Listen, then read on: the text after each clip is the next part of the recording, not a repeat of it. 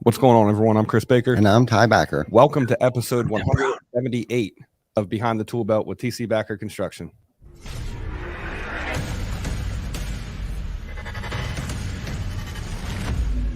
TC Backer.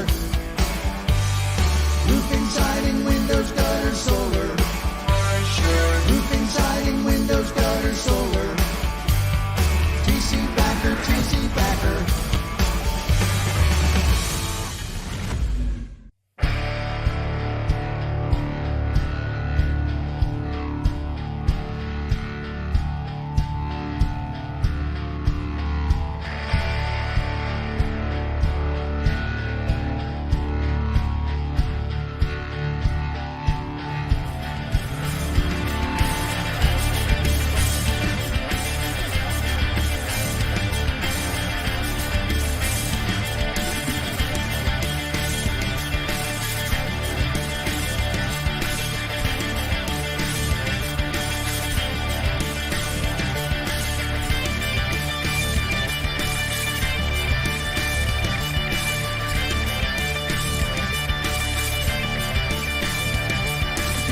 Behind the Tool Belt is sponsored by Lead Scout.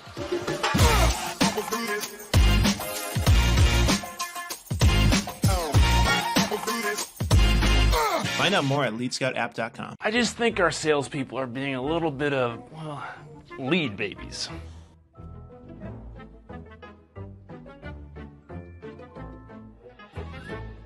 Yeah, we don't say lead babies. It's okay for people to specialize in selling instead of canvassing and lead gen for themselves. We call them roofing sales professionals. Surprisingly, sales are way up as we built heavier duty lead gen systems and let our salespeople be roofing sales professionals. Better leaves.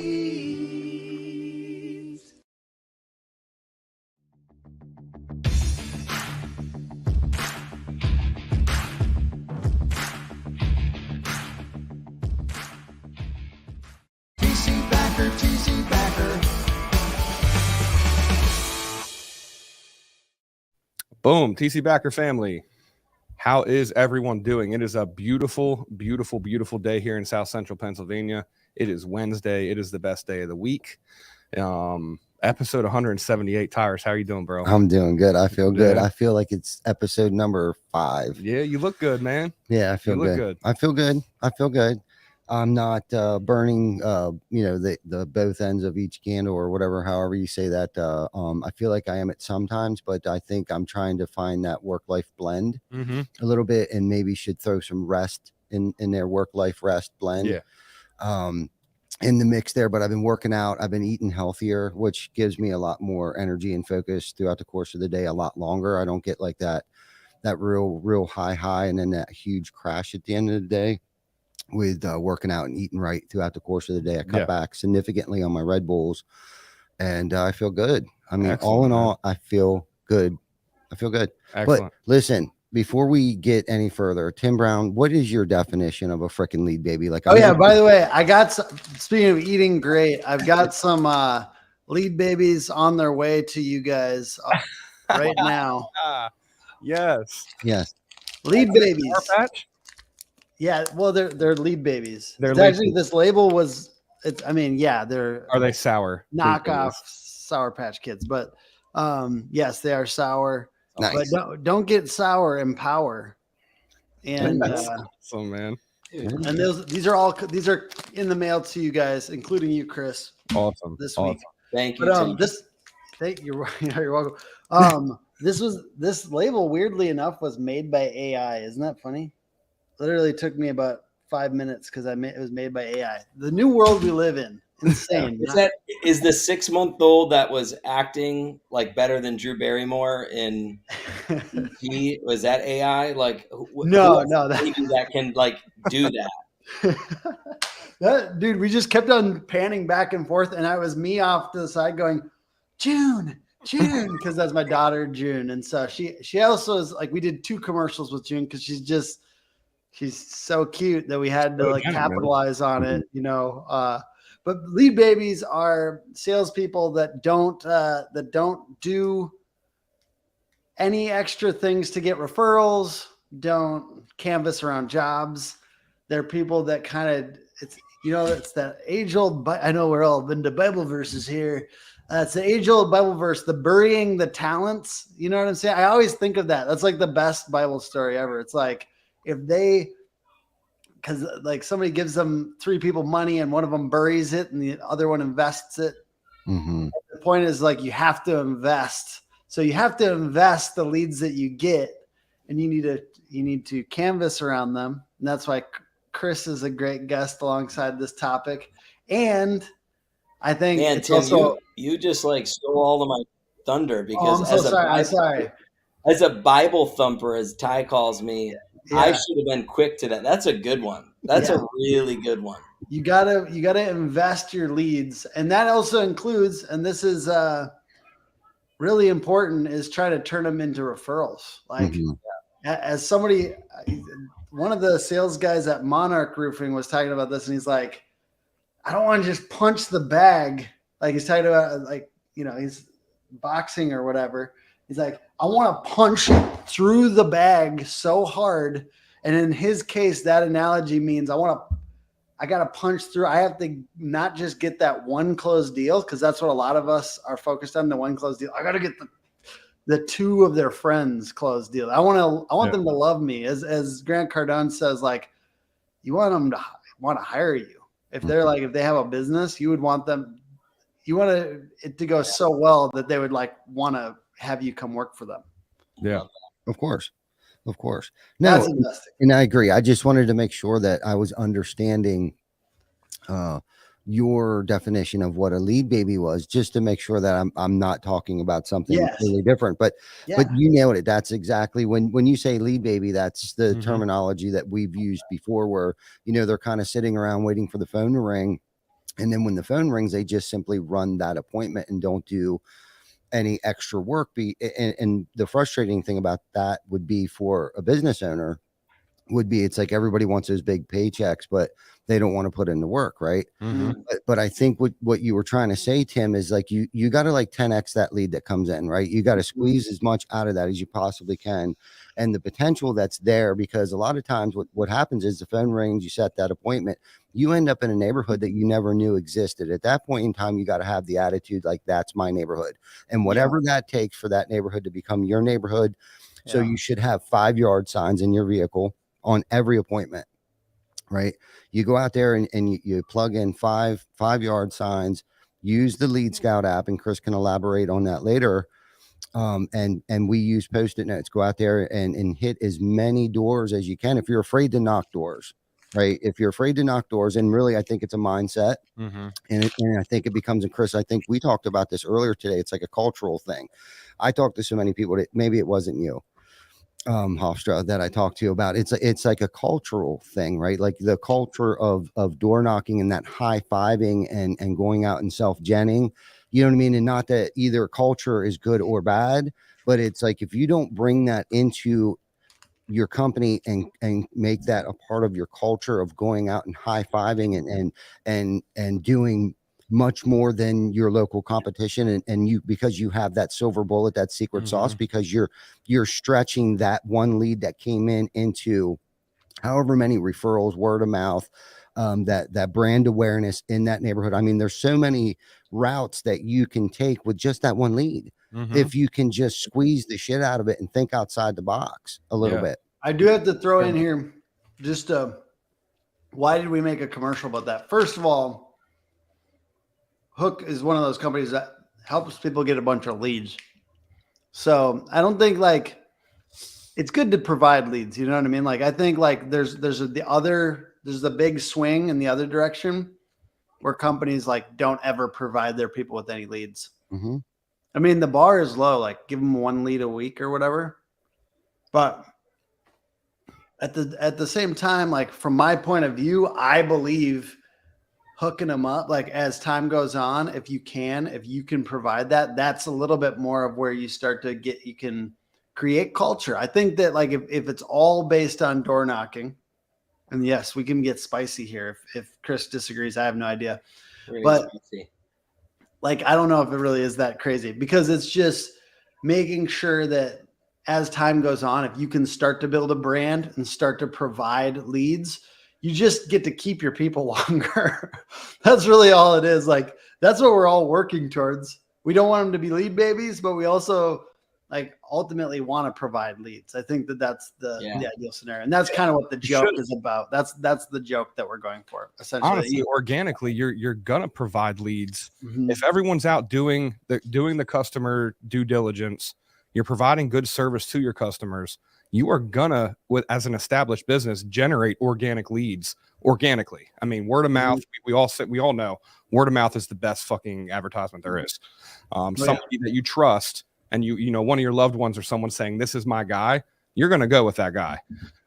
So if you're out there doing your job as a salesperson, and as, you know, production team, PMs, all them, they're all doing their jobs, you are going to organically generate leads by yourself. But the kicker is here, if you're going out and producing your own leads, you are now contributing to providing more job opportunities for more people, helping your company grow, because a salesperson can only run so many jobs. So if you're organically creating your own leads, now all of a sudden you don't even need those leads anymore. You know what I mean? Now there's room on the table for you to hire another salesperson and them to take over the buck of providing good customer service, so that they can hopefully start organically generating leads for the next salesperson. And it just goes on and on and on. Well, and it's a team effort, and that's where culture comes into play. If we're all out there trying to fight the same battle, because let's face it, it's a battle. Everything's a battle, and we have brief moments of bliss, right? But if we're all battling the same battle at the same time and not battling each other, right? Like, who gives a shit where the call came from, which yard sign or which Post-it note or whatever, because I've heard it all.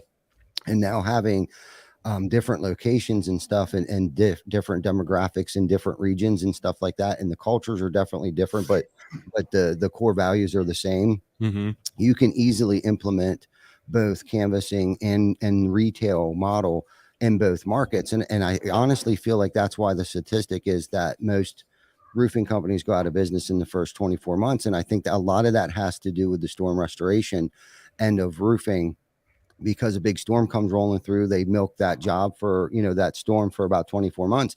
Well, they haven't done anything. They're just out knocking doors, right? That storm goes away. They went out and they bought their boats, they bought their house, they bought their cars, they bought their trucks. And next thing you know, they didn't focus on the branding, the marketing, you know, all of those things that those companies that have been in business for a while have created a brand, a brand awareness, a culture, and have everybody rowing in the same direction. That's just my theory. I don't think it's a statistic, but if I had to guess why, and I'm sure there's other things that play into it, but that has to be, let's say it's like 50% of that 80% that go out of business.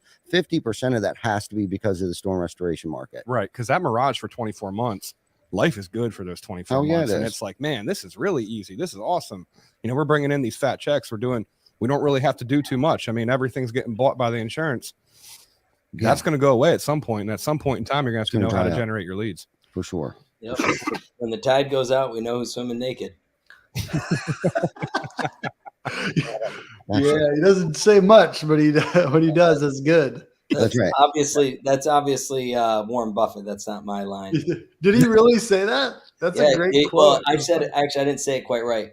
When the tide goes out, we know who's been swimming naked. So don't be a roofing contractor that's swimming naked. Like, get your shit in order, get suited up, because, you know, just a rising tide lifts all ships. So, like, when the storm comes and you got all these leads and all these jobs, like, that doesn't mean that you got your shit together and you're suited up. Because when the tide goes out, we know where you've been.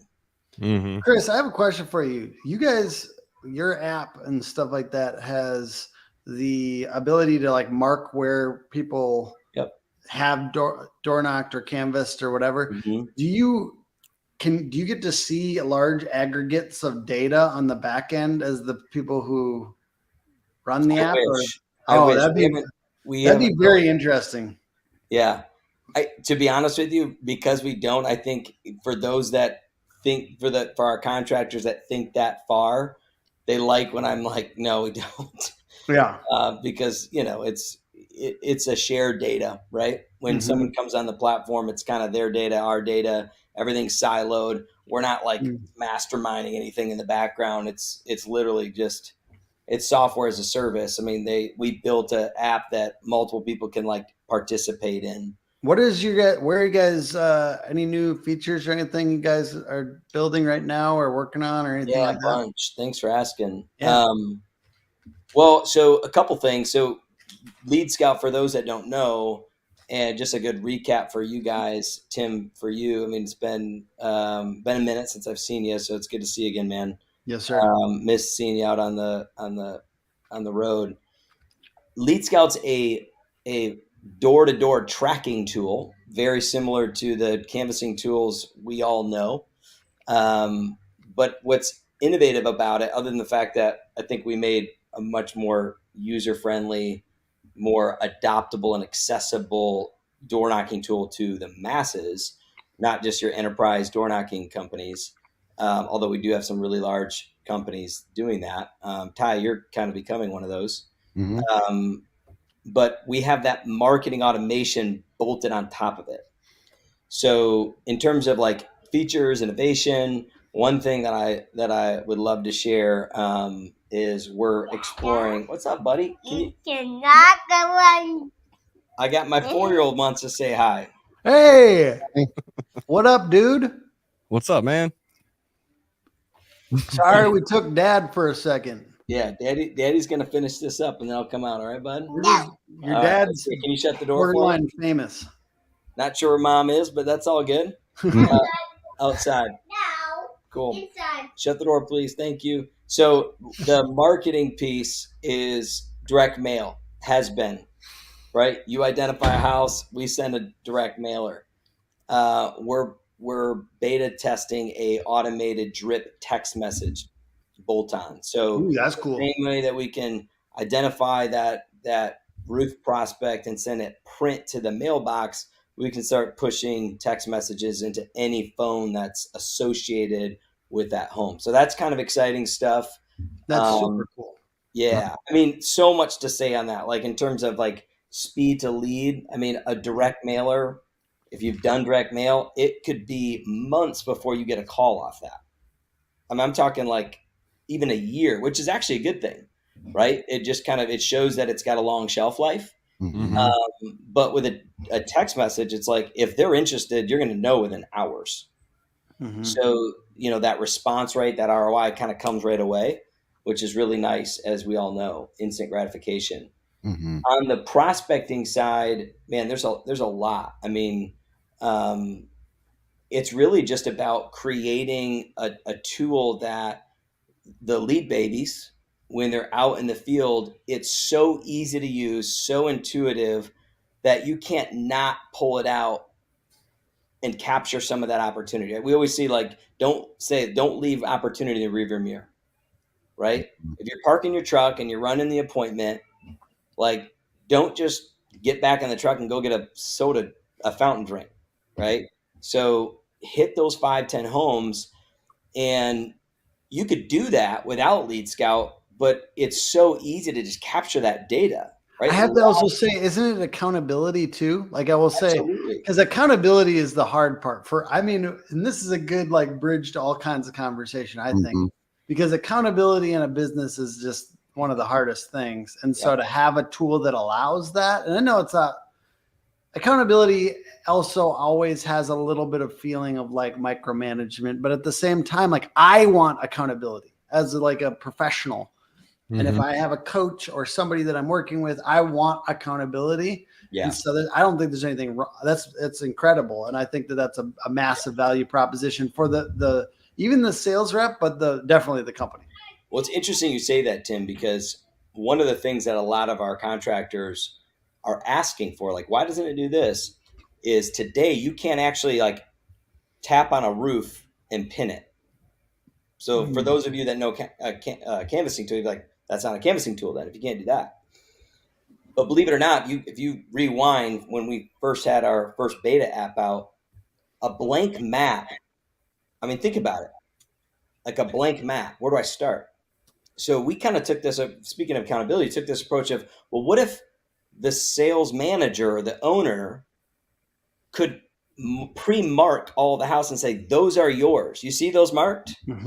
I expect those done by the end of the day or the end of the week. So it's the same thing. Like I could tell you to go pin the 10 or 20, or I could pre-pin them, like basically like hopping on the map. Like, you see me? You see me? You got to get me. We chose that in an effort to create that accountability. And I'm really glad we did that, because that's a better base. Yeah. And what's cool is you give them the 20, and if they're like, well, I want to pin more houses, cool. Eat your heart out. That's actually awesome. It's funny how like going out with people during it is Wild West. Like I've only done it a couple of times, but no one had a plan. There's not a plan like normally. So that's a beautiful thing to allow people to create a plan. And just like, it is funny how at least the two that I've gone out with, there wasn't, you know what I mean? Like, it's not like, it's literally just like, what do we feel like doing? Let's do these 12. Yeah. Have I been through here before? I can't remember, but yeah, I think I have. Yeah. Right. You know, what would be cool is if both of you guys could come out to our office at some point in time and ride along with our salespeople. Heck yeah. Just to check it out and the improvements that we've recently done and changes and stuff like that that we've done in the evolution that's taken place here at TC Backer. I think it would be really cool, Tim, for you to come out and check things out. And then of course, Chris, fun. doing what you do, and showing Tim a little more about how detailed, Lead Scout is and what the benefits and that stuff that it has done for us. And like Chris and both Tim had mentioned, is the accountability factor. Yeah. Right. And that again rolls right into the culture of things. But Chris, I got a question for you. What's the importance of being able to pin a house?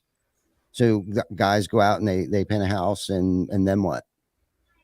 Is it for them to be able to know that they were there once before, either knocked on the door, they put a Post-it note on it? Does it launch the campaign, or all the above? Yeah, kind of all the above. I mean, it's like if you assign a list of 50 homes to the salesperson or the canvasser in the area, and they get through those 50 homes, or they're like they exit the neighborhood another way, they're like, oh man, there's another little honey hole over here. They want to be able to quick drop some pins on that. Those weren't assigned to them, right? But they want to be able to capture that. There's some other stuff to it too, but I think to maybe answer your question a little bit deeper, I mean, the reason you pin a home is to create a data point. Back to Tim's question, like, are you like collecting all this information, like seeing something at a bird's eye? No, but like as a contractor, you can create that. So you now mapped your territory. That's nobody should stake their claim on that neighborhood.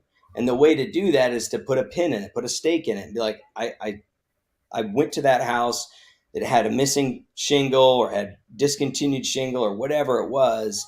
Collect that information, right? Like profile this stuff, so then you can work with your digital marketing company like Hook to maybe run unique campaigns in these areas, because you've now profiled neighborhoods. Like, hey, Tim, we've got like a bunch of discontinued roofs in this area, right? Or, hey, we've got a bunch of whatever. So, and Tim, I know you're not just in the roofing, you're in all home improvement. We're really into roofing though. Yeah, but I know you're all about roofing, but however you want to profile the service you provide and profile the homes that need that service, that's really, really valuable data. And you can access that simply by making a decision that I'm not just going to like notice it. I'm going to do something about it. And I'm going to get out my phone, because I'm always on it, and I'm just going to literally just tap it on the map. Yeah. I have to promote this drink for a second. It's not a sponsor of anybody or anything, but it's so fucking good. It's called Hop Water. So it's not a beer, but it's got hop. It's like 0.0, and it's got hops in it. And the mango one is incredible. I'm just going to say, for anyone who's sober out there that wants a good beverage that's got a little like Googling it. It's good. It's really good. And I just got into it. So I had to tell you guys about it. $40 for a 12-pack isn't bad. Yeah. I mean, it's not cheap. Nothing good is, Chris. No, it's other Chris, what are you drinking, bro? You a Celsius? I am drinking Celsius, man. What's that flavor? Is that good? This is sparkling frozen berry Arctic Vibe. Is it It good is or bomb.com. Oh, dude, it's oh, delicious. so, okay, good. It's not like It's a new delicious. experiment. I'm not going to drink. sit here and say that it's good for you, but it is a healthy option for somebody who needs energy drink. True that. There's It no helps. health advice on here, but these are good beverages. I want to make a distinction just because we've got the Hook Agency, we got Lead Scout, and we're obviously talking about lead generation. I think that it probably goes without saying, but like the reality of like a Lead Scout in terms of utility for a roofing contractor, it's no different than a pneumatic nail gun, right? I was telling you this, Ty, earlier, like, and we were talking about culture in terms of like how we approach a neighborhood. Like you could buy a pneumatic nail gun, two companies could, one goes out of business, and the other does what Ty's doing. It's how you use it. So that's Lead Scout, right? I mean, and we've gotten better at that as a company in terms of like truly vetting out and making sure a customer, a residential contractor is a good fit. Because the last thing we want to do is just get them into the SaaS thing where they're just donating money to us. Yeah, that's good economically, but it's really not a good long-term play for us. So that's really a key piece to this. Like you got to be ready to work.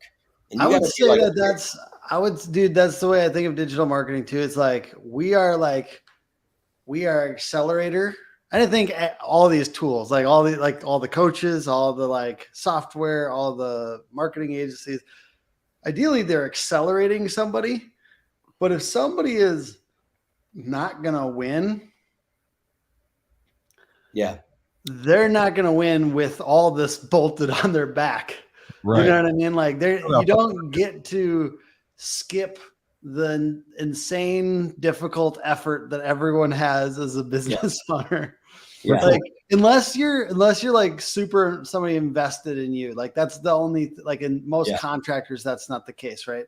Yeah. So we all get this blood, sweat, and tears period. And I just think like Hook has over time just started to say like 2 or 3 million is our kind of our bottom for like taking contract. We've done that because I got sick of playing Shark Tank with contractors, you know, like, and being like, are you going to like get past this baby phase? You know what I mean? Like, cause that part, dude, that people will blame you, dude. Beware of pointy fingers. Mm-hmm. Mm-hmm. You know what I mean? Cause people will blame you, dude. And like, there is no shortage of, I'm sure in my industry too, but like in the, you know, marketing agencies, but roofers pointing fingers at software, and you see it everywhere. Like that CRM really fucked me over, or this, whatever. And it's like, I don't love any CRM. And I know there's a ton of shitty agencies out there. And I know that there's coaches that kind of overprice themselves or whatever. Mm-hmm. Like I certainly don't think you should bury yourself in, you know, coach stuff. Cause I've known people with 5 coaches that went bankrupt. Yep. But at the end of the day, like we just get to be with ourselves, and we're responsible. We're 100% responsible. If we fail, and it sucks, and I hate it, but there's people that will win regardless of what happens to them. And there's people that are always going to be pointing fingers, and it sucks. I hate being that guy to say that, because it's like, it feels like an excuse maybe, but I'm not like, I just think that it's a bad mindset to get in, to like kind of like look for who else to blame for things. It's not an excuse, Tim. And I'll give you an example. So Kyle Hoffman, he's one of the GAF expert speakers. I heard him speak. I don't even remember where it was. Maybe it was the Northeast. And he actually talked about this as it related to your digital marketing company. He asked everybody in the room, he said, raise your hand if you've worked with a digital ad company. Okay. And raise your hand if you've switched digital ad companies. Raise your hand if you're on your second digital ad. I mean, it was crazy how many hands were going up, right? Dude, this was my speech. Did this guy steal this from me? Because I did that at a bunch of my. Never mind. That's cool, maybe though. I don't know, but his whole point was, listen, it's on you, right? And I'm saying this to kind of back you up, Tim, because it's not like you like making this excuse. Like he was kind of like, listen, if you want your digital ad company to perform well, you need to be invested in them. Like when they ask for stuff, you need to be responsive. You need to engage them. You can't be like, well, I gave you all this money. No, like it's a relationship. You're working with them, right? Like, we're successful at Lead Scout with our partnerships because our partners want to help us be successful. Ty has helped us be like, he's done things to make our platform, but he could have just been like, well, you didn't do that. Well, no, he's engaged us. And those that engage their digital ad company are going to have a success with them. And then guess what? The cool thing is it's all about relationship. And then it's like, listen, we just like Tim and his team. They're talented, sure. But like, we just like those guys. We like being around them. We like that they send us freaking sour lead babies. You know, like the other guys never did that, you know, but he does. And he's successful, yes, because he's talented. It's because we make him successful. Because why would we want him to be successful? We're giving him all his money. So I think, I mean, just to support you, and like, I guess my point at the beginning was like, we truly are like, it's a hammer that sits on the table until you pick it up. We do not provide leads. Like when people are like, well, it's a Lead Scout lead. No, it's not. It's a you lead. You just use my app to get it. So, but where you're doing it, Tim, is like you are providing some built-in intelligence, and I mean, you guys have a craft. Yeah, we have like a live dashboard, and we do like monthly reporting and stuff like that. And by the way, just quick note: SEO, PPC, and websites. Those are the things that we do. And at the end of the day, we take a lot of responsibility. We aren't a consultant. We aren't a coach.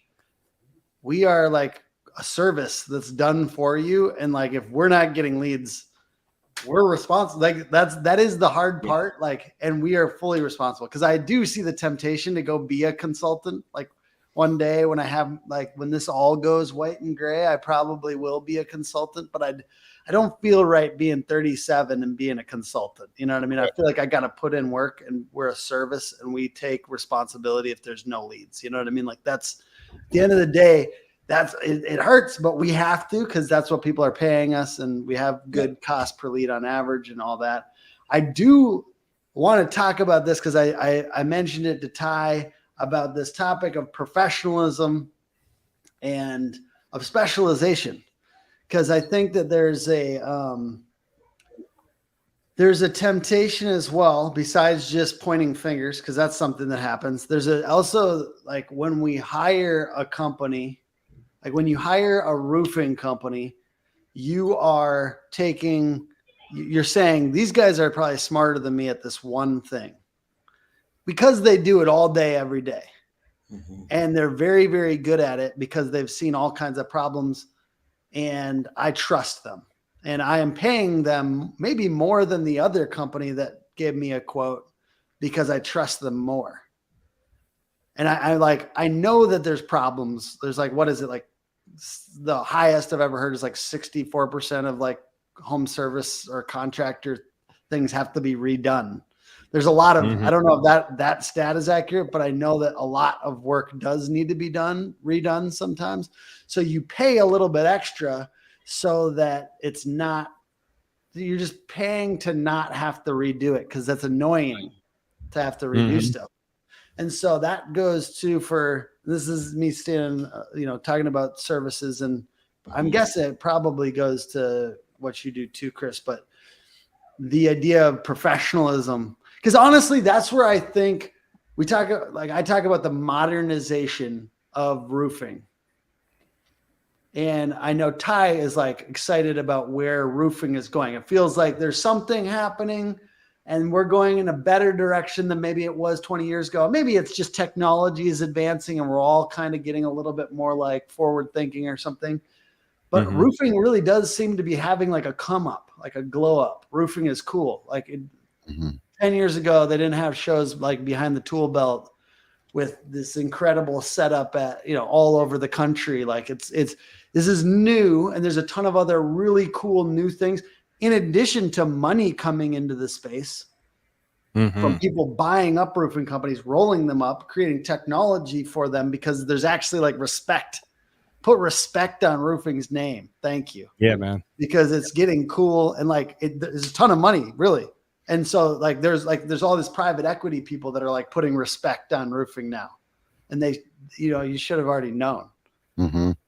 Like in some calculations, potentially upwards of $100 billion industry. Right. Absolutely. And No, that's, you're right. that's insane. So like, this is why this is one component of that come up is specialization and letting ourselves specialize in what we're really good at. And occasionally work with other people that are specialized in what they're doing. That is like, I think part of it. Yeah. Yeah. No doubt. So, I mean, there's all kinds of stuff in there that you guys were discussing. I'm not even sure where to start. So I might be, you agree with me? I might be 10 minutes behind here a little bit.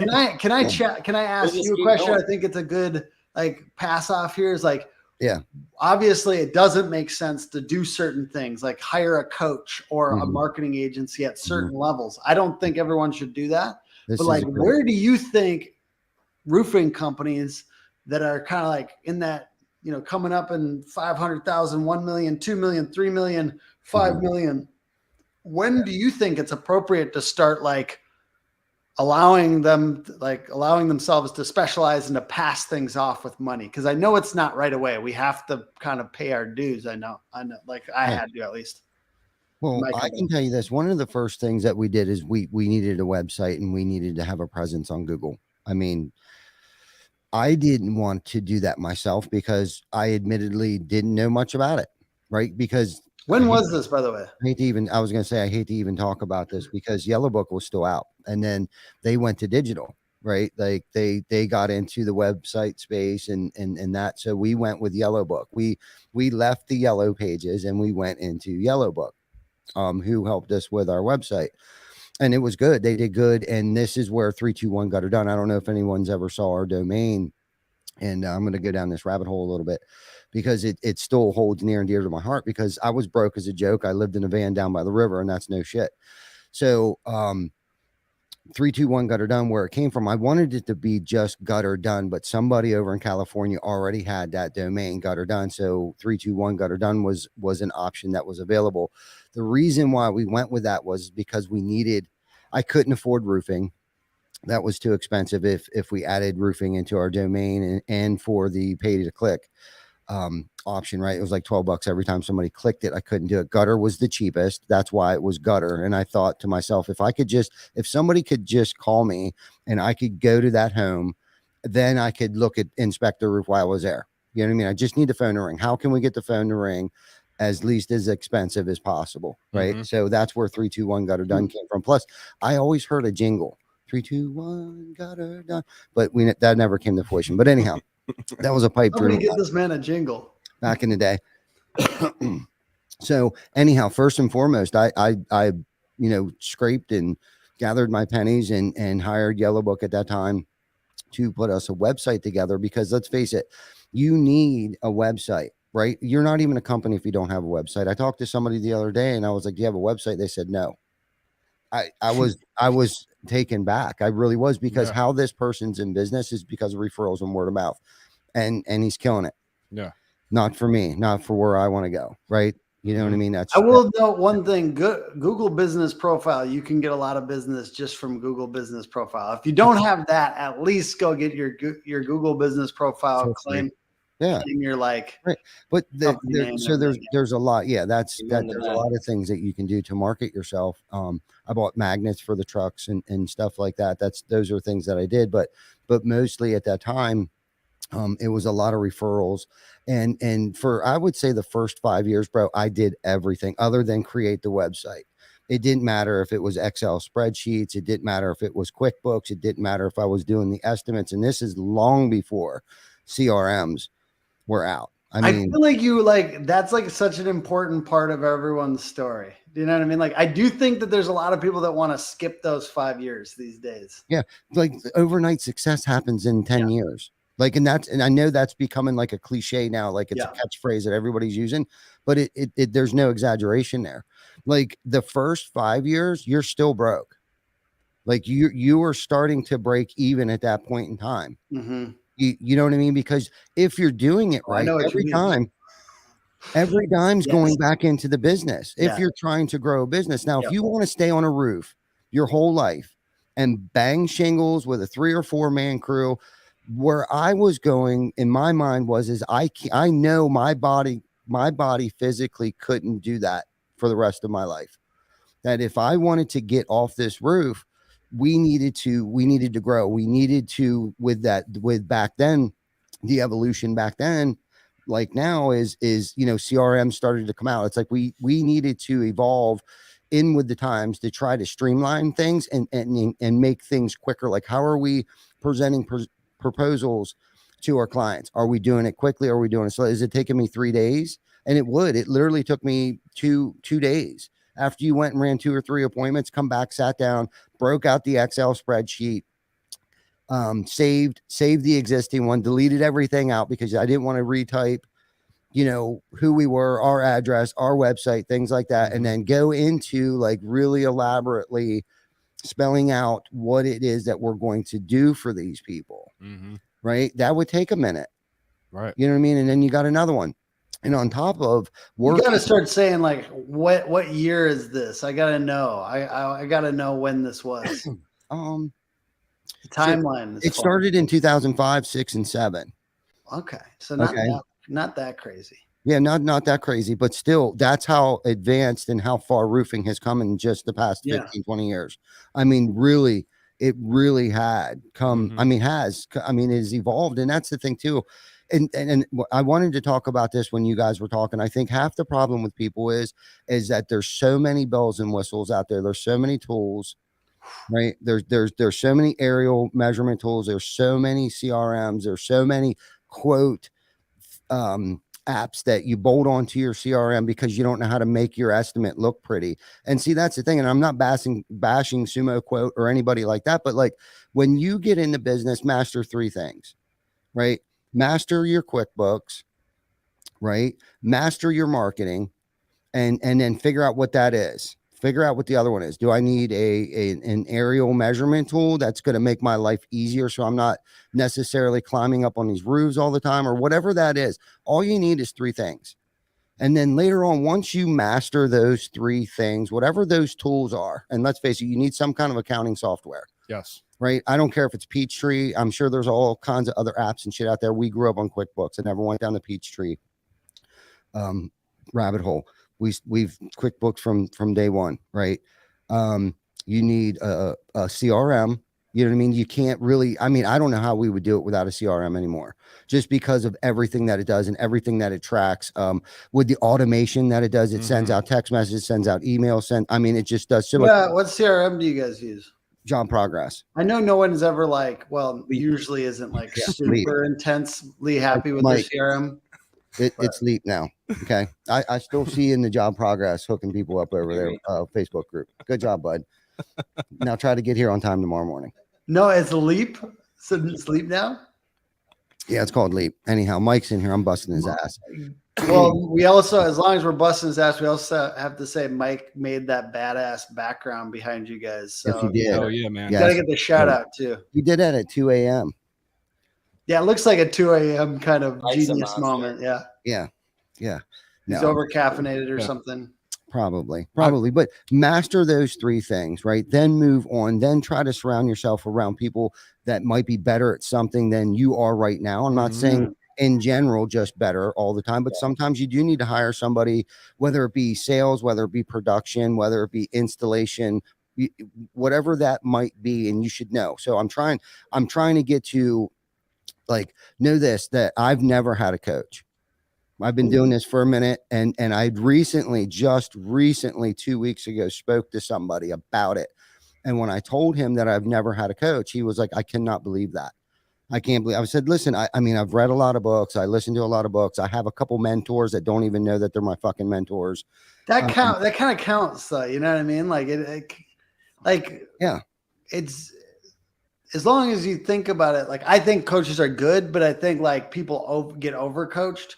Yeah. And I think one way to do it, I suggest is to just go listen to every podcast that the guy you want to be like made. Well, this is the thing. They're not ready for it yet. I really be like, you got to almost experience the entrepreneurship journey first before like you boldly have gone where you've never gone before. And that's where I feel like we are right now. And we have another level of that, right? For us, and this might sound crazy, opening up new locations, that's easy. Okay. But it's not scalable. So how can we do that, right? How can we fast track opening up new locations? Well, one thing off the top of my head is buy other roofing companies. Okay. I don't know much about that. You know what I mean? I've never necessarily bought. Now I've had conversations, I've negotiated things, haven't worked out. But if we want 10 locations in the next 12 months, I need someone that has been there before, especially when I'm dealing with that many people's lives. Because it's one thing to say that we have 74, 75 people that work for us. That's not even counting the 150 subcontractors that work for us. And now we're talking about all of these other roofing contractors, him, his wife, their coworkers, their families on a multiple national scale. Hey, Chris Hofstra, do you know how much revenue these guys make? Can you just DM me? Whenever we're having these crazy conversations, I'm always like, where are these guys at? And you know, Ty doesn't want to tell me because he's too fucking humble. 100 million. Okay. But none of it's my money. Really? Oh, you really did tell me. Holy shit. Are you for real? 100? No, it's actually almost 200. But anyhow, is it for real? None of it's our money. None of it's our money. But anyhow, if you know how money works, none of it is your money. When you get to a certain point, you can end up buying things that's not even your money. But no, I know what you're saying. Listen, I'll let you read my book. I'll send you my free book. All right. Oh, I love that line. That's so good. Ty, I want to cut in here real quick. Go ahead. You said number one thing that you need to master is an accounting software, QuickBooks. Yes. I just want to stress the importance of that because, you know, that kind of plays on a couple different levels that we've already spoken about. You know, it plays into the whole, you know, storm chasing thing where you're not really, you know, everything's good when the times are good, but you don't really know your numbers. You don't know your bottom lines. You don't really know what your profits are. You don't know what your overhead is. You don't know all these things, what it takes to keep your lights on every day, just to show up to your building and have the lights stay on every day. You know, that costs money. Yeah, the break even. Right. And like, you have to know that as a business starting out, because you don't, then you can't really know, Tim, on when it is time to do some of these things if you don't have that first thing mastered. If you don't know your company and you don't know the financials, you don't know what your break even is, you don't know how to properly bid jobs. Yeah. Right. Well, all of these things, it's I call it the gray area, right? So you got your cost of goods. I mean, when we can stay on this topic forever, and I know Tim's heard this topic a million times, but so there's your cost of goods, which is your gross profit. Right. But then everything under that, I call it the gray area, right? That is your overhead. Right. So everything in there is subtracted from your gross profit, which in turn turns into your net profit. But that doesn't necessarily mean that's your net profit, especially if you look at the EBITDA. You get to roll back in depreciation and all these other things. And that's a whole another rabbit hole that we could go down. But if you don't know what your overhead is, especially, and you can do it on a macro or a micro level. According to Markup and Profit, a contractor's guide, your overhead should be between 20 and 46%. That's the widest range. Yeah. It's a super wide range. I know it's a different business, but I shoot for under 30%. See, this why it's so wide. Let me tell you why it's so wide. Because let's say you're in the new construction game. Overhead is much less in new construction game, right? In the storm restoration, much less. In the retail game, much more. Yeah. Right. So that's why it's kind of all over the place. And if you're doing all three things, you got to know what that overhead is. Now, and it can fluctuate too, especially over like the past 3 years with inflation. You got to keep up with that. You know what I mean? Inflation, whether it be labor, inflation, whether it be cost of materials and everything, fuel. I mean, the whole shebang. So that's why we need a correction. That's why we're in the middle of a correction right now. I want to ask a question related to that. So this is probably a pretty rudimentary question, but how does a contractor just getting started out, or maybe they've been they're doing 2 million. They just don't have their numbers together. How do they calculate customer acquisition cost? How do they do I know that? you guys are talking about overhead and this Yeah. and Ooh, that. I but like this question. how I like do, this because question. Tim, you have a customer acquisition cost. I have a customer Yes. acquisition cost. Yes. Mm-hmm. What would you recommend a roofer think about to come up with that number? Can I answer this one? I love this, and I Yeah. appreciate it. And I think the overhead one is really important, and having like a goal, and then having a monthly, at least monthly, probably weekly reporting on what your overhead is. I think it's a really good. I think that's what we do. Cost of acquisition, the easy way, and I do think this is a really good thing for any roofer to do, any size. How much money are we spending on sales, Mm-hmm. commissions, and marketing all together? How much are we selling, or how much are we spending on both those per month, and how many customers do we get? And then just dividing the one by the other so that you get how much average cost of acquisition. And it's a really good number, because you want to know why? This is, once you do that, it's powerful, because then you say, and mine's high. I don't even want to say what mine is. It's high. But once you do that, then when you get opportunities, like let's say rewarding current customers for giving you a referral, and you know your cost of acquisition is, let's say, 700 or 900 or something like that. I don't know exactly what it is for you, but, and then you can give them a certain amount, or like if it's a closed deal, you can give them 250 or something. Then you know you're beating that 900 number by a lot. You know what I mean? Like, as long as it's actual, like if you can reward people, or you can find creative ways to pass the cost of acquisition cost, like pass it to your customers instead of to like Google or Facebook or what. And I ultimately believe the absolute ideal is that you do. You know what I mean? You start to get into that, like that virtuous cycle of like rewarding current customers for getting you more customers. And that's like a very strong upward like lift in any company. So I just think that simple equation can help clarify a lot of people's thinking about, you know, what they can spend to do certain things. And the thing is that it's not usually per deal. It's good to do it per month. Mm-hmm. Because there's branding, you know what I mean? It's not always like, it's not like, oh, we spent $50 on a Facebook ad and got a lead, you know, it's like, or like $250 to get a closed deal or something. It's like, well, how much other marketing do we do to get those leads, you know? So it's good to do it more as like months. Well, and when you look at customer acquisition, like I try to talk more about that than cost of lead, because it's all of the things working together. We're in an omni-channel world. Yeah. And I'll pick on Kyle Hoffman again, because you talked about this in his conversation at the GF event. He knows that some of his tools are way more expensive than others on a per leads basis. But if at the end of the day he spent $100,000 and he got X number of 100 customers, it's $1,000 to get a customer. So it kind of gets away from, well, I paid how much for the lead? You have to look at it more at a like forest through the trees. Yeah. And that way too, like as you were saying, Tim, as you start to look at different opportunities, you can base those opportunities, juxtapose those to that metric you have. Like for me, if I'm going to go spend $10,000 at a show, and let's just say my customer acquisition cost is $1,000, I kind of need to get 10 customers. Mm-hmm.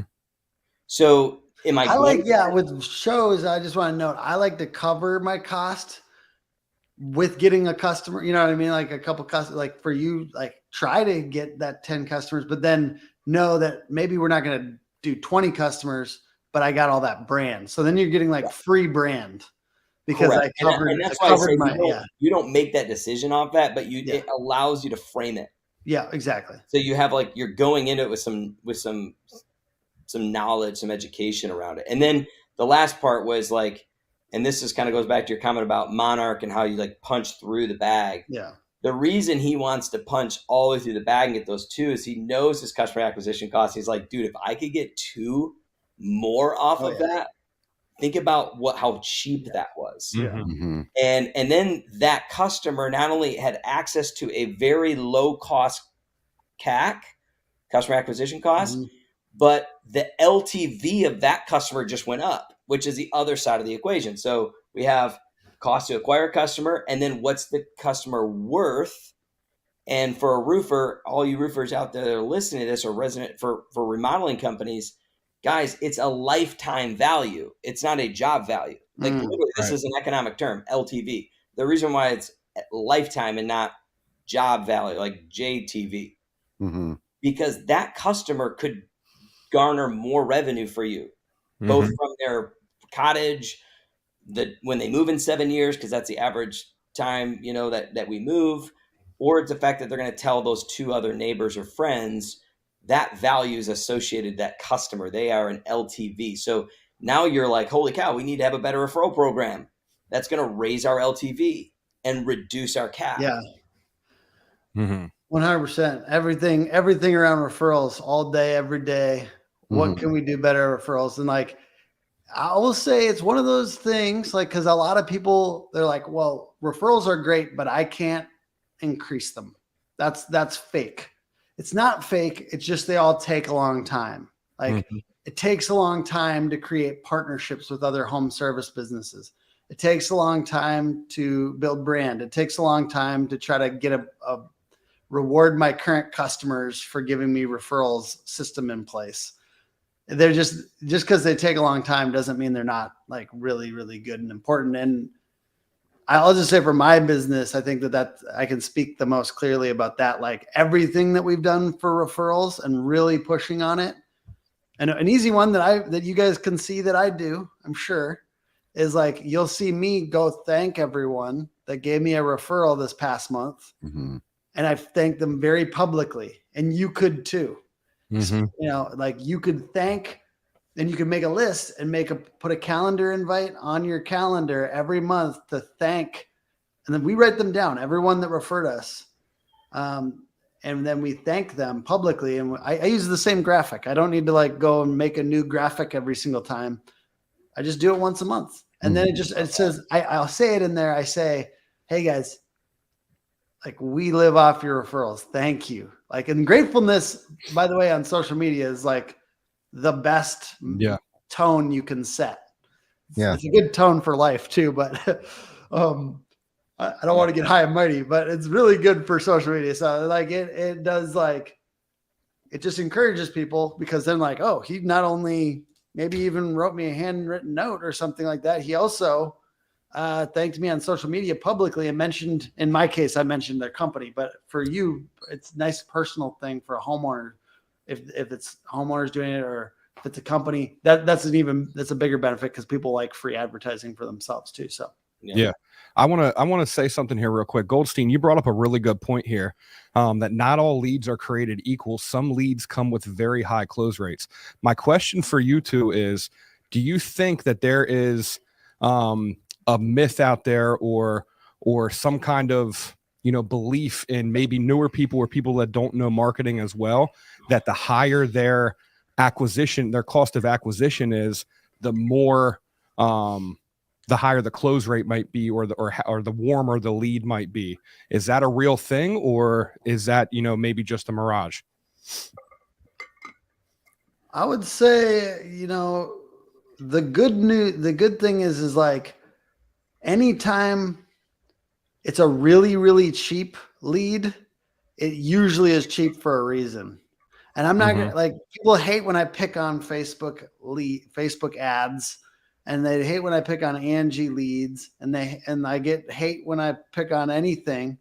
But I'm gonna say it like, there's these shared leads out there, and shared leads is different. It's like it's 1/5 of a lead sometimes. Like if you're buying aggregated leads, so it is important to note that there are cheap leads. And what I would say is, the more likely to make a good lead, I like intent. So intent to purchase. That's why I like search leads. That's why I like Google Map leads. That's why I like LSA leads or Google guaranteed or all these things, because it's intent to purchase. I made a decision versus like if we're there's interruption marketing and there's permission marketing. Interruption marketing is like, if an ad started right here in the middle of, I guess I have an ad on this show. So that's kind of interruption marketing, but I try to make it funny. So it's at least kind of like permission marketing. And then like when somebody searches your company out, if they actually want to talk to you and they make an attempt to talk to you, that's permission marketing. Now we want to hit them with, as much market, we now they've given us permission. We want to hit them good. Right. Yeah. I would say that's the division of lead quality. And so I do think sometimes when people want to spend very low amounts on their marketing, they might end up spending more in other ways.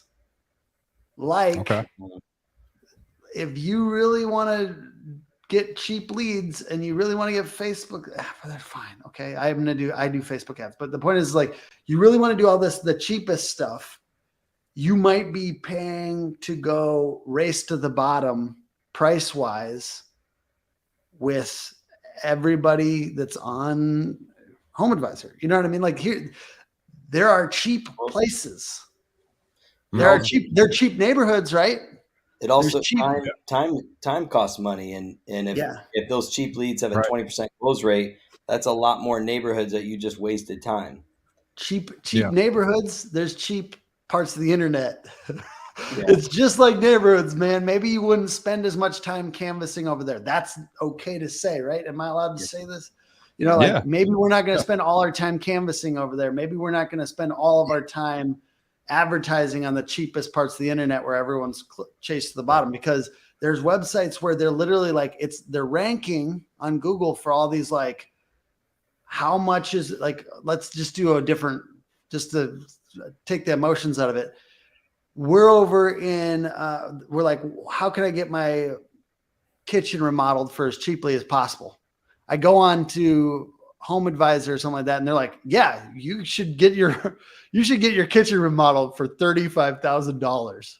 You know what I mean? Like, and then they contact the person that Home Advisor puts in front of them for that kitchen. Right. Do you want to redo a kitchen for $35,000 in this day and age? Like, no. I promised you, most general contractors, most remodelers don't, so the point is like, it's the way it's all framed, because it's very easy to get that lead if you're telling them it's $35,000. The same goes for a lot of Facebook ads guys. They're like, you could get your roof for as low as $4,000. It's like, no shit, they're tire kickers. Yeah. Yeah. You know what I mean? Like, and Tim, isn't it true too? Like that, well, time probably, and Chris, more to you guys at TC Backer, but like, as you've matured, right, this stair step of growth to 200 million, that the way you analyze the cost of leads and what they are different at different stages of your business. Like if you're just getting started out, I mean, shocker, you just go knock doors. That's really cheap. Because opportunity cost of time, you got nothing else to do. Right. But that one's a little different, like, because that one's that one's hand-to-hand combat, and anything hand-to-hand and face-to-face is always a beautiful, beautiful part of humanity. And I believe in it, even though it's cheap, because it's not cheap. It's not cheap in the amount of effort and time it takes for people to do that. So that's when someone's like, "Hey, I don't want to have a ton of extra money for marketing," it's like, get out of your truck, right? That's what I mean by that. Yeah. But then as then you have people like, TV ads are outrageous, or billboards are outrageous, or radio ad. Well, I mean, maybe, if you're isolating that tree in the forest, but TC Backer looks at a holistic approach. And Ty, that like that radio ad or that TV ad might actually be a $1,200 lead cost if you really were to like figure that out. Mm-hmm. You really can't, because of the halo effect. But like, you see that because of where you're at in your maturity, that's just part of the marketing. Mm-hmm. Right. Yeah. And so I think you have to look, my point is for those that are thinking about CAC and LTV and what should I budget. You have to think about it in terms of where you're at. And maybe that's why, Tim, you were asking at the beginning, like, how many years are we talking about? Like, Yeah. 2 years, 3 years, like 2 million? Like, you have to figure out where you're at and not look at it like, well, what's the cost per lead if I did a radio ad? It's like, yeah, there's a stepping pattern that has to happen. Right. And once you're stepped up, right, like at past, let's say like 5 or something, 10 million. I think that there's the warmth that branding marketing creates, and then lead gen is like the harvesting. And like the more warmth that you create, like we know when people are doing heavy billboards or radio or TV, because like the stuff that we're doing, all the lead costs go down. So it's like, whereas our average might be $103 per lead on Google Ads, we're talking companies with like 50 and sub $50 lead costs because of all this branding that they've done. So I just think that's the warming thing, and you could cut it. The truth is like Ty could cut all the branding. That's the beauty. It's a beautiful thing. Like in a recession or something. Oh, but it's like then like, and like no danger, no harm. Our leads are still fine. 1, 2, 3 months later, maybe not as much. You know what I mean? Like that's the brand thing. That's one of those like longer term things where if you stop doing that stuff, then it does like later on. It's just how much later on is the question. So, It is. And that is a great question. But to kind of not get off the topic, but where would you say, and how would you say somebody would collect this data? I mean, yes, you can look at your cost of acquisitions, but how can somebody track that? Like through a CRM, a third-party app, like, because let's face it, first and foremost, I think most companies look at it like we're going to spend 5 to 10% this year on our projected revenue. Or some people might say, okay, we did XYZ last year, we're going to spend 5% of last year's numbers, right? I've heard it done both ways. And I'm more of a gambler, and I'm going to spend 5% of what I think we're going to do next year. Right. Okay. But where should that data be collected, Chris? And I kind of thought that maybe was your question at first, but with Tim being, both of you can probably answer this question and have great thoughts and opinions on where somebody could collect that data, where, I mean, that has everything in there. And this is the thing too, because a lot of people don't even know. See, so first and foremost, a lot of people don't even know what should be rolled up into that cost of acquisition, first and foremost, right? Whether it be home shows, your CRM, the aerial tool that you used. I mean, all of these things, people don't even know how to categorize that. And it's like, we should just have an episode on trying to help a contractor, because really at the end of the day, both Chris, yourself, both Chris's, Tim, I know that's what we're about today. And that's the hugest, that's the biggest evolution of the revolution that a lot of us are the trailblazers here. And this is why I can tell you, this is why PE's looking at us right now. And that we've become the most revenue generating in the trades right now. I mean, that obviously they've had their backs turned to us and more focused on HVAC and plumbing and stuff like that. But then all of a sudden we pop out of nowhere, and it's like we're a couple $1 billion industry. It's like, whoa, now they're on the top of the heap here. Right? Well, I'm telling you, I think it's 100. Yeah, whatever it is. I mean, it's ridiculous. Like, it's so, that's what's being recorded, and they know that too. Okay. But where would somebody, first and foremost, like there's a whole laundry list of stuff. And again, that could be another episode one other night, but where would somebody collect this data? Like, and like when the phone rings, so there's two, I guess there could be two questions in here. When the phone rings, where that lead came from, if you're in a retail market, and I guess, where would you put everything? I guess, give us where you would put everything. And I'll give the digital side is call. Yes. I like CallRail because it tracks all the phone calls coming in from the website. Yeah. It tells you where they came from. So it can tell you if it's from social media, if it's from paid ads, if it's from organic. It can tell you if it came from wherever it came from, which is really cool. And you can also use CallRail to put up like different numbers on billboards if you want, so that you can track those. If however you want to do that.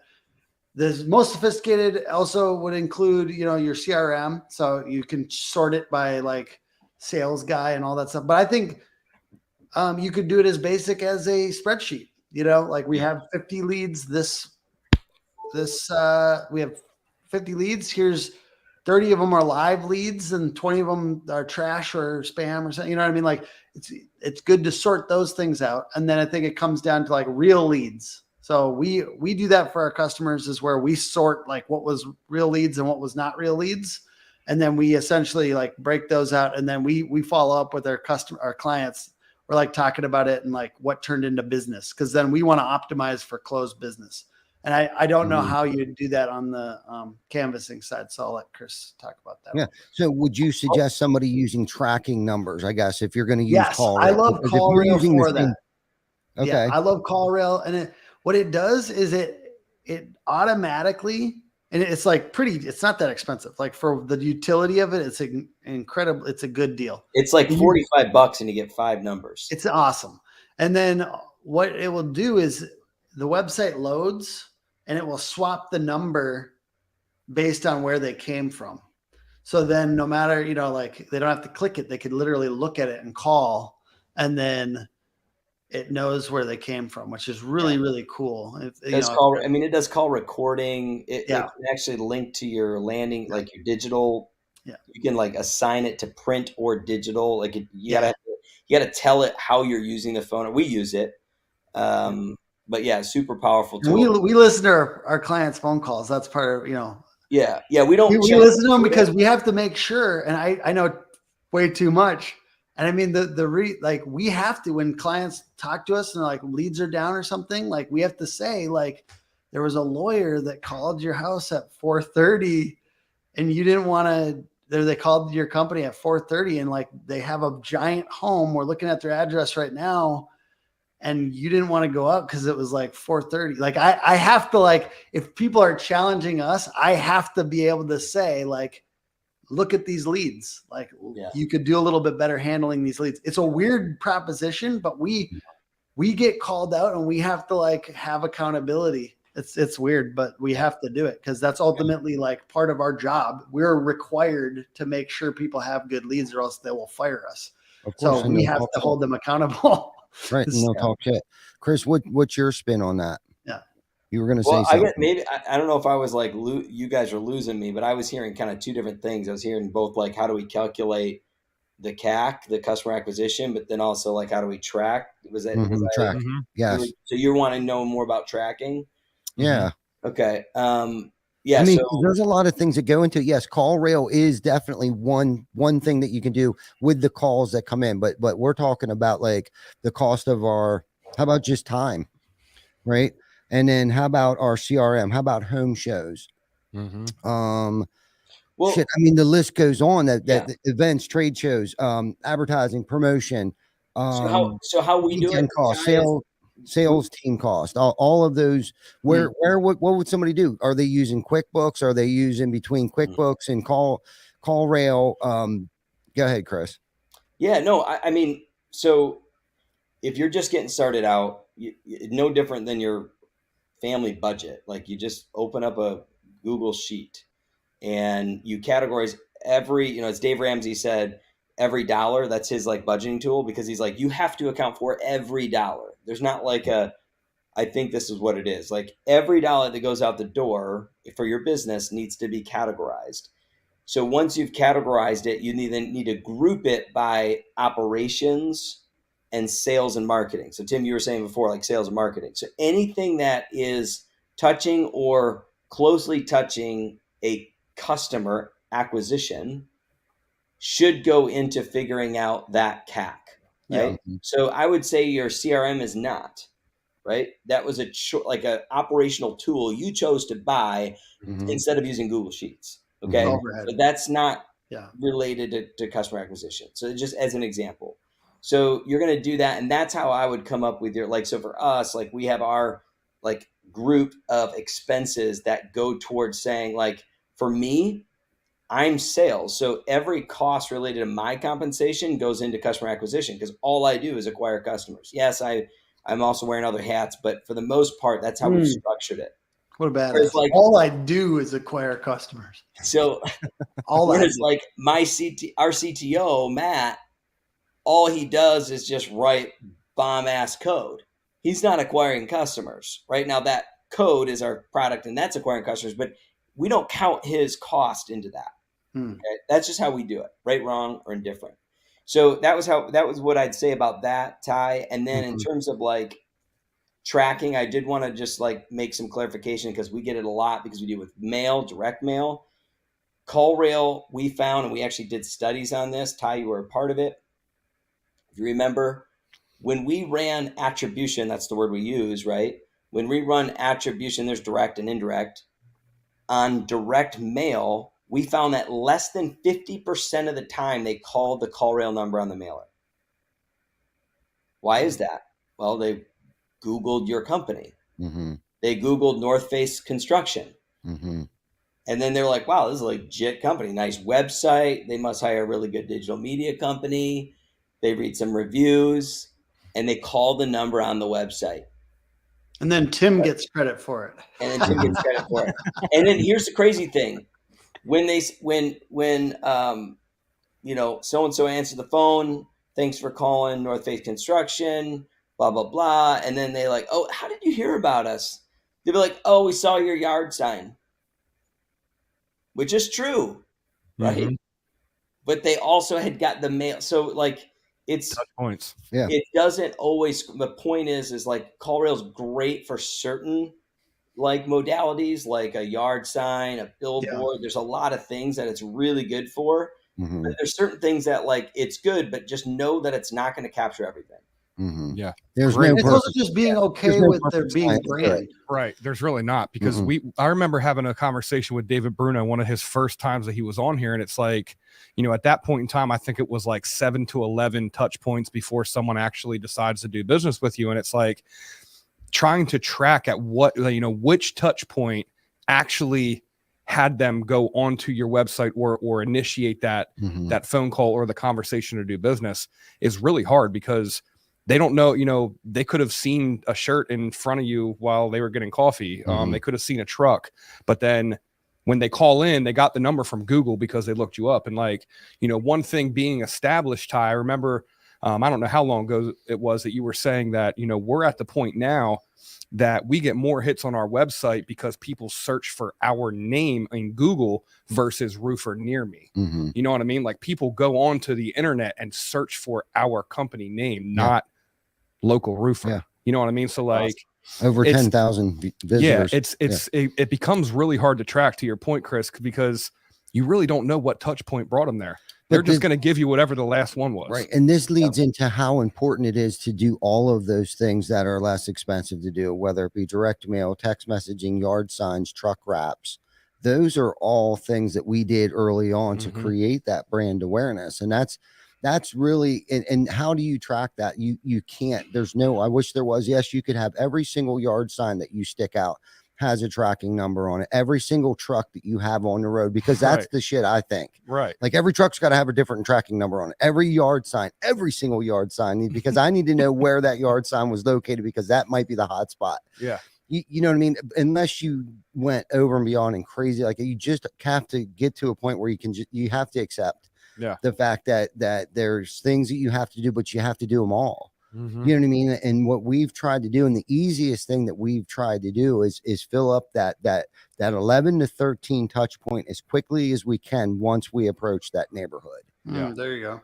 You know what I mean? Whether it be the 5-yard signs, the 8 billboards that they passed on the way down, the 4 postcards, the 3 postcards, and the 1 handwritten note.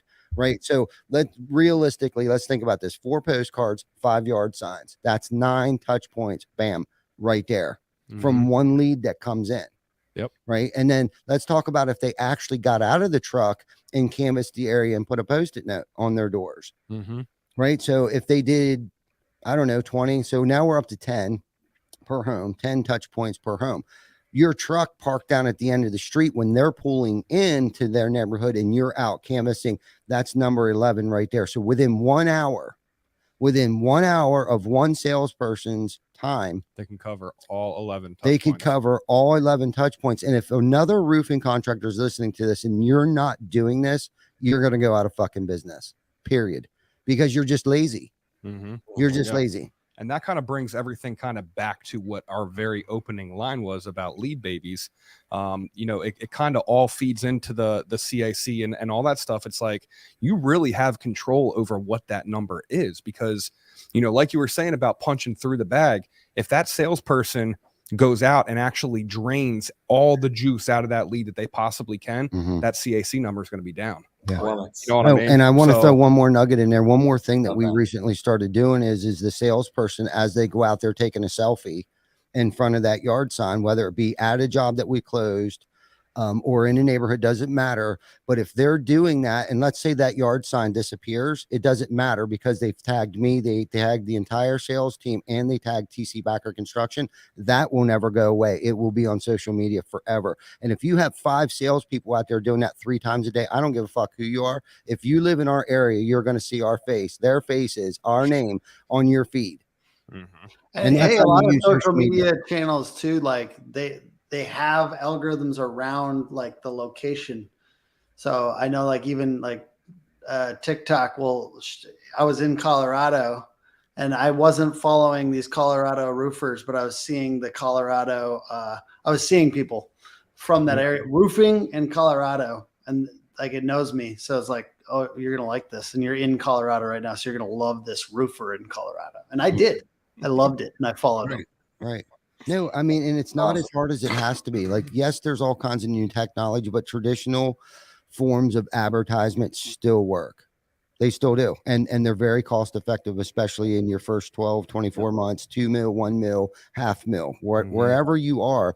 And even at 200 mil, those things still work. Yes. Yeah. And you have to put I want to share something I heard from I know we're way over, but this is all amazing. And when you go in a neighborhood and you run an appointment and you park a truck, like obviously you're going to park at the house. You're going to go meet with Dave and Shirley. And then instead of going to get a fountain drink and wait for your next appointment or doing whatever else you're doing, he parks his truck at the entrance of the neighborhood by the busy street. So you have to kind of think, to your point, Ty, like think creatively of how can I get those touch points. Like you could just like drive your truck a couple, like, you know, around the corner. So it's not like weird that your truck's still there after the appointment while you're knocking some doors. Like go to the entrance of the neighborhood, park your truck there and take 20 minutes to just walk, hit 20 homes or whatever. And think about all the cars that are just going by that neighborhood, not going into the neighborhood, that just saw your billboard. Like just those little things. Like, and I love hearing, like when I'm asking guys, like I always ask, like, what are you doing right now to generate leads? What are some tricks that you like found effective? Because obviously we're thinking about it from a field marketing perspective. And when I hear stuff like that, I'm like, oh dude, that's so good. That's so good. Like he could have easily just left his truck in the neighborhood, but he said, no, I'm going to park it at the end of it because I got 20 minutes that everyone's going to see my Summit Point roofing truck. Yeah. And they better have 5 yard signs in their hand as they're walking to the other end of the neighborhood. Yeah. Finding every single stop sign. Yeah. What a great episode. Man. It was. What a great episode. It is. This was a juicy one. There was a lot of really good nuggets for anyone out there that, you know, is new, thinking about getting into roofing or really any kind of trade business. This applies to any kind of entrepreneurship. You know, this is just the world that we live in. We live in a digital world where, you know, this thing kind of runs our life. You don't really know anyone that doesn't have this thing with them at all times. So maximize your potential and what you're spending and know what you're spending and be able to track it. So I think that we could honestly talk about this stuff for hours. These are great guests. They're full of information. These are heavy hitters in their industry. Tim, I don't really know. I'm friends with a lot of marketers on Facebook and I hope that they don't crucify me for this, but I think that you're probably one of the most creative as far as in our roofing industry that specializes for roofers. You know, your new commercial is genius. It's great. Thank you so much, man. I love being on the show. I really appreciate you guys having me. Thank you guys for letting me be. I second that, Chris. Tim, you're a creative mastermind, dude. Like, keep it up. Like the gummy freaking bears. Like, of course you would pull out freaking Lead Baby gummy bears for this episode. My man sent me cologne that I still have in my truck. Yeah, we got the smells like more leads cologne. I'm more just trying to like keep myself interested. Do you know what I'm saying? Like I'm trying to do things. I like to coordinate the commercial. We do 3 main kind of things a year. And I like to coordinate it with something physical because I'm trying to make sure I'm interested. You know what I mean? And having fun. And like that is an important thing. Like I'm doing experiments and I'm having fun. And you should do experiments and have fun with your marketing because it comes across. You know what I mean? When you're having fun with it, it's gonna feel a little bit more lighthearted to the customers. And that's good. Yep. Love that. I agree. Great show. Yeah, great show. If anyone out there wants to reach out to these guys, Chris Hofstra with Lead Scout, reach out to him, reach out to any of us. I mean, we can get you in contact with them. They do have a Facebook page. Tim Brown, Hook Agency. He's all over the place. But Tim, do you want to post where exactly you're located and how to get a hold of you? Sure. Hookagency.com. And if you want to follow, I put up more roofing memes than the internet asked for at facebook.com/invigorated. Love it. How about you, Hofstra? Leadscoutapp.com. Bam. Boom. Bam. All right, guys. Well, if you guys have not done so already, please hop over to the YouTube channel, like and subscribe to that, Behind the Tool Belt. And we will see you guys next Wednesday, 7 p.m. back at it for episode 179. That is going to be the day before our grand opening at our new location. So there's going to be a lot going on, a lot to talk about. Thank you guys for tuning in, and we'll see you guys next week.